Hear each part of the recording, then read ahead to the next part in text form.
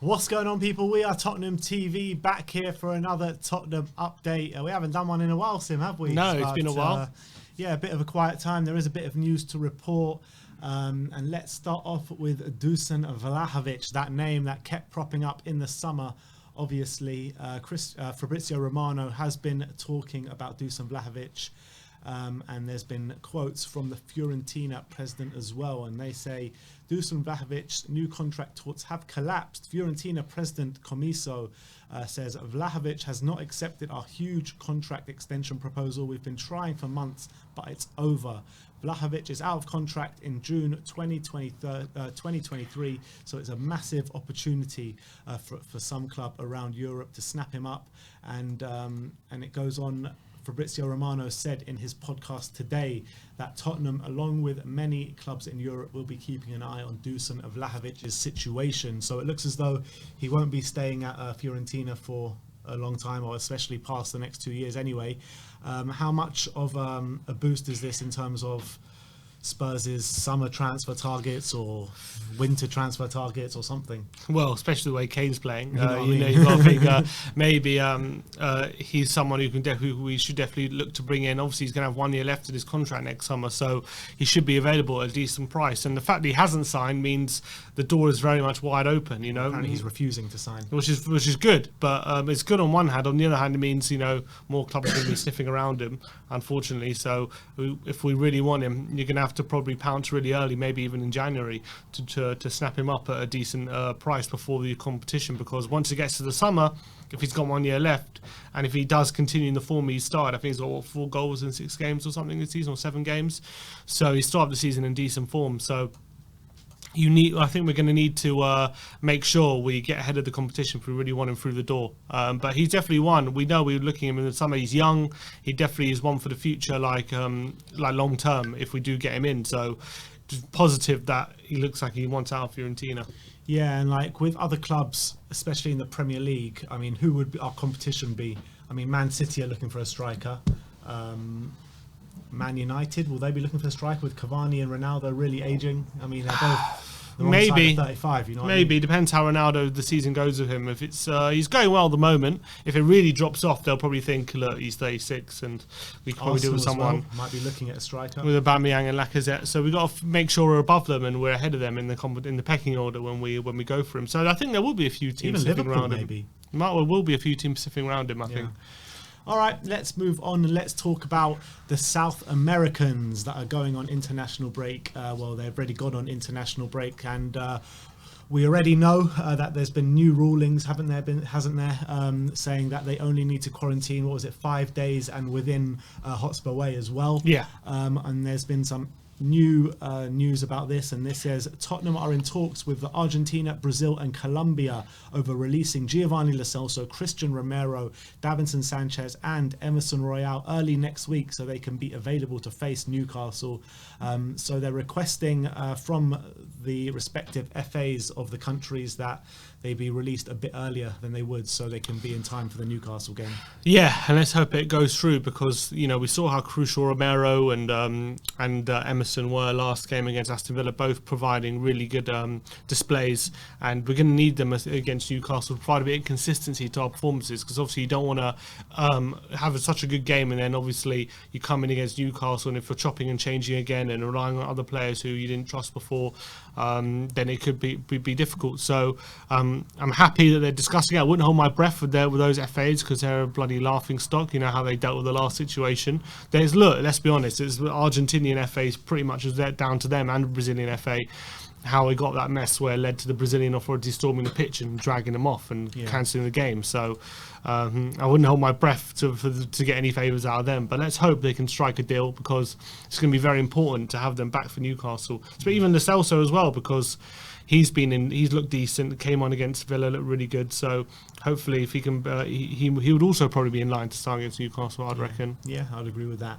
And out of those, 4 players, Emerson Royal, Gio Lo Celso and Romero, those 3 players, key players for us. Absolutely key players. And look, Davinson Sanchez has been a key player for us the first 3 games of the season, but I'm not too bothered about him. I'm really worried about the other 3 though.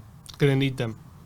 All right, let's move on. And this one's an interesting one from David Ornstein on Nuno Espirito Santo. A couple days back, he was saying Tottenham are in a strong position on Nuno Espirito Santo, whether he succeeds or not. The Athletic understand the 2-year contract includes a clause allowing Spurs to release him after 1 year, which is obviously next summer, without paying compensation if he does not secure a top 6 finish. Tottenham and Nuno obviously hope their progress ensures this doesn't become a factor, but Chairman Daniel Levy negotiated a deal on his terms, and that's weighted in the club's favour. In interest of the balance, Tottenham Hotspur spokesman insists that the information is wrong and untrue. Yeah, do you believe that this is wrong and untrue?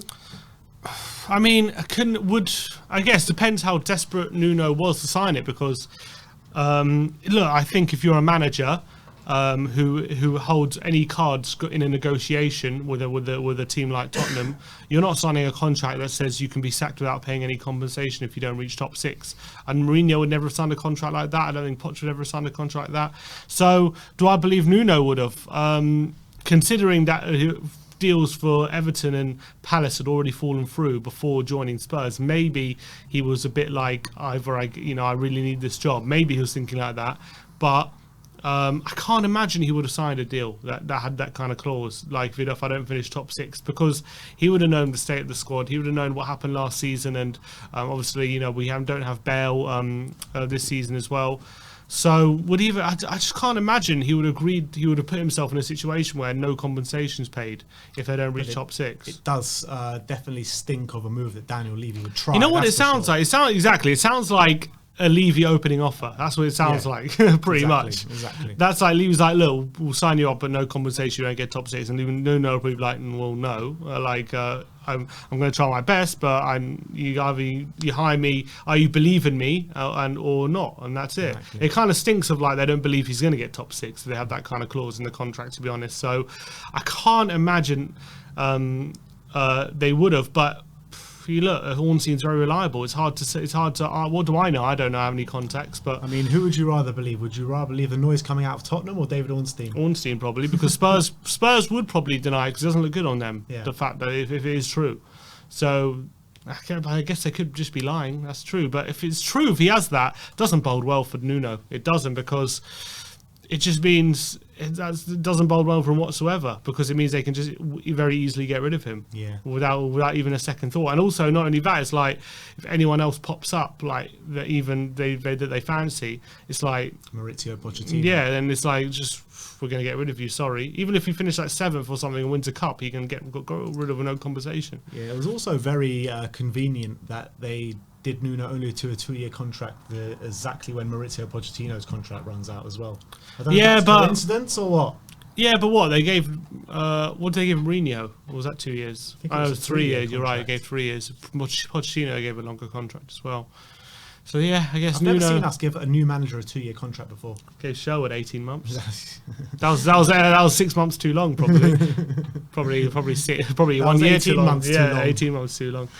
Anyway, let's move on. And Serge Aurier has finally found a new club. Serge Aurier joins VILLARREAL as a free agent on a 1-year contract with an option until June 2024.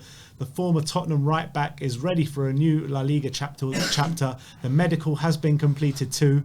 And Aurier is now back competing with Juan Foyth for a right back position. Unai Emery, who would have thought? But look, great move for him. I'm very happy for him, because as much as he made mistakes and he was a hothead and he gave away penalties, I don't think he was that bad that it was worthy of it was a contract cancelling worthy kind of showing at Tottenham. I really didn't think it was that bad overall at Spurs. He wasn't the replacement for Kyle Walker that we wanted, but he gave some really good performances, and especially, and even his last season at Spurs, I thought it was probably arguably his best under Mourinho. I really didn't think he was terrible. Obviously he needed upgrading because we needed to get a better player in that position if we wanted to progress, but he really wasn't a terrible player. He was probably a Europa League standard player, in all honesty.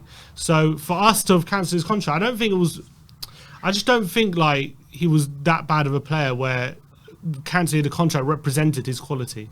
At the time when we signed him, you know, in the next 2 years, we kind of used Trippier in the league and like him in the Champions League, and he was brilliant in those Champions League games, I felt. And I think you're right. Like last year, definitely wasn't that much of a bad season from him. And I think that people like to clown on Serge Aurier because of the mistakes he has made in the past. He has a reputation, doesn't he? His reputation and stuff like that, which very much exceeds him. But I think that.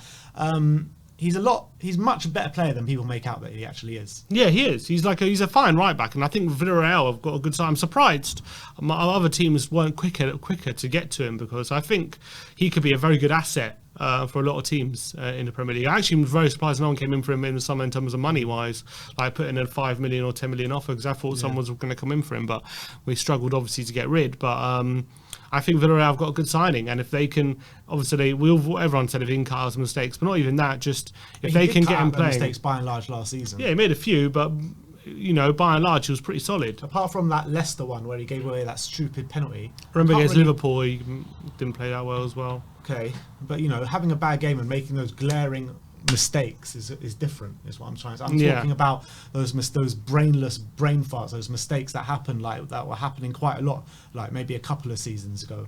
Last year they weren't really there.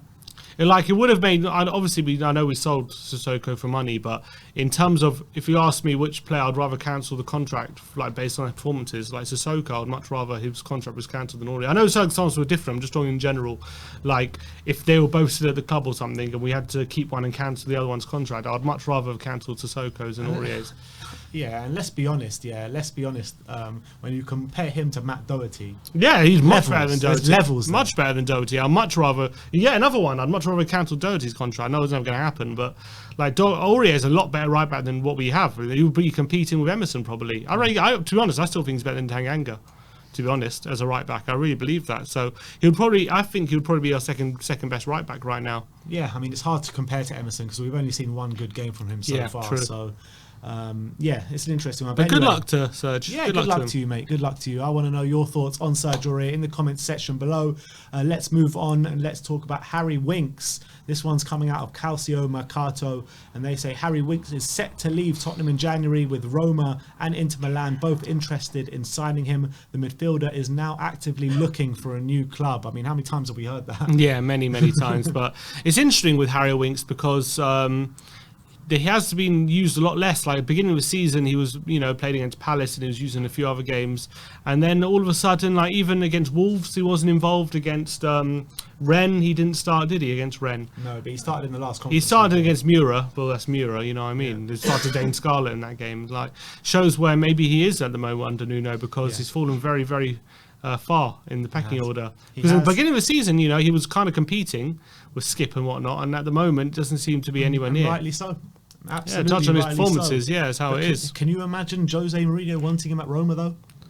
No, it doesn't really make sense, does it? No. How he played under Jose and how much Jose used him. It doesn't really make sense that Mourinho would want him. So every time he played for Jose, he pretty much let him down. Yeah. Pretty much, apart from when we played in like Stoke. Away, well, what a late winner against Wickham, mate. What a winner against Wickham. But no, look, I don't imagine. And Inter Milan, definitely not. Definitely not Inter, yeah. I can't imagine Roma are going to be interested, so I reckon we'll be stuck with him for a bit longer. Yeah, I can't see him leaving in January. I mean, I can't see this report being true. But let's move on to the final topic for you guys today, and that is Toby Alderweireld.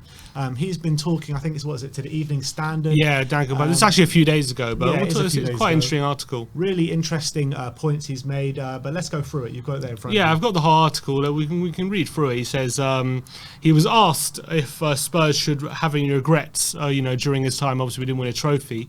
He says, no, I don't think the club can regret anything. I think they did wonderful.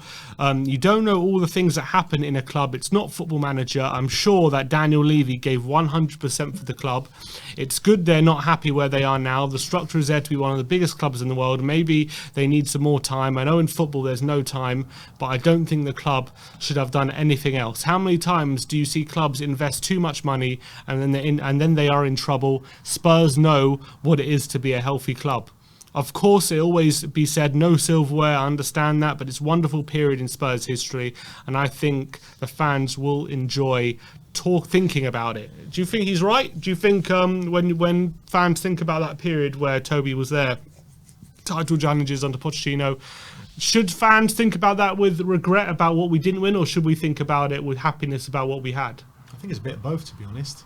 I do think it's a bit of both because, you know, when I look back on it, it's our best period for me in my lifetime as supporting Spurs. It's the best we've been in the Premier League. So when you look back at that period, of course, you look back at it with a bit of fondness, especially with the way the team are now. You'd be like, oh, I just wish we had that back. But ultimately, we're always going to get clowned on because our best period ever in the Premier League came with 0. We got nothing back from it pretty much in terms of silverware. So I look back at it very fondly, but I also look back at it with regrets as well.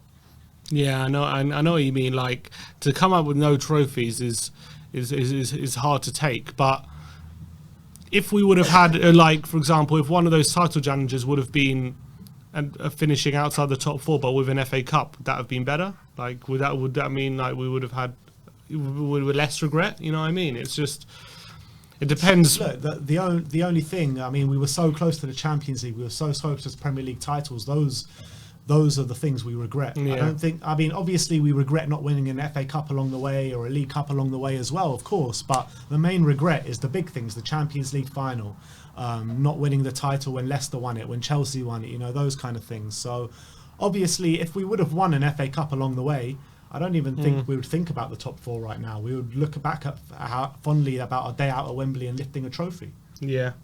Yes, but as a player, what do you think? Do you think that they think about it that same way? Like Toby, do you think he says he doesn't have any regrets? But do you think he's just saying that? He says he doesn't, but how can you not? How can you not? To be the best team in the league over a stretch of a 2-year period and not win anything. Yeah. How can you not have regrets? How? Yeah, true. Talking about the obviously semi-final against Ajax, he said we were finished at 2-0 down. In total, we were 3-0 down. If you're thinking about where do we go from there, but Pochettino said we have to change. We go all or nothing. When I think about it now, it's like impossible, 3-0. But for some reason at halftime, we were like, yeah, let's go. It was very special. One of the best games in the history of football. He said, and then obviously 6 months later, Pochettino was out of a job and replaced by Mourinho. Toby went on to say about Mourinho was a big shock about Pochettino's sacking.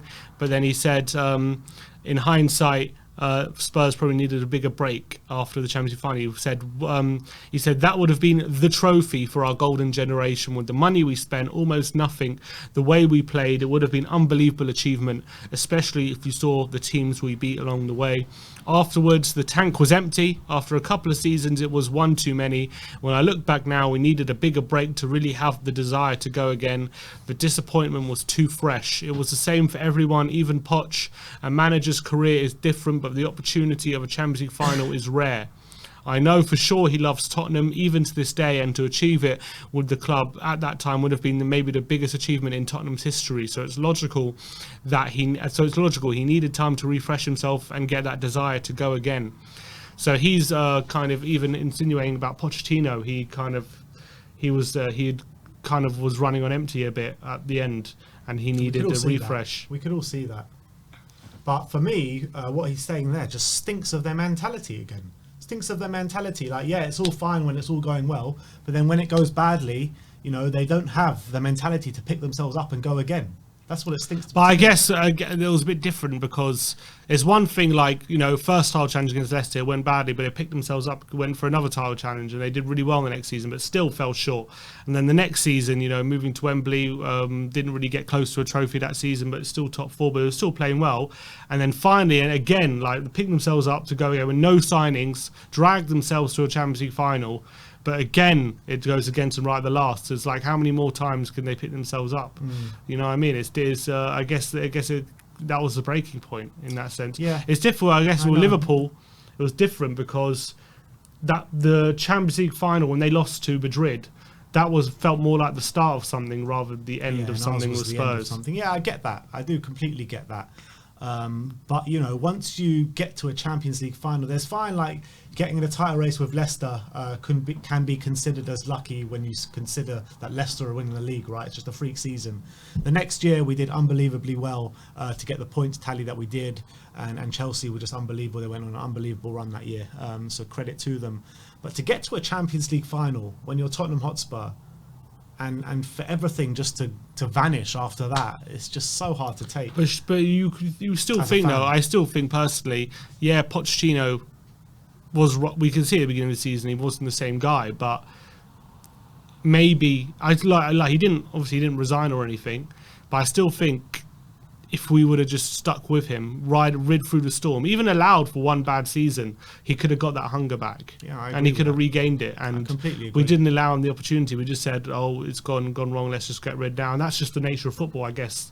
In this day and age, when it starts to go wrong, you just get rid. But I've seen it before, managers where it all seems it's going wrong, and then they can turn it around again. Exactly, it doesn't have to. Look at Klopp this season, how bad they were. I know circumstances. I know, but like. Anyway. I think what's a good one for that is like Dean Smith at Aston Villa.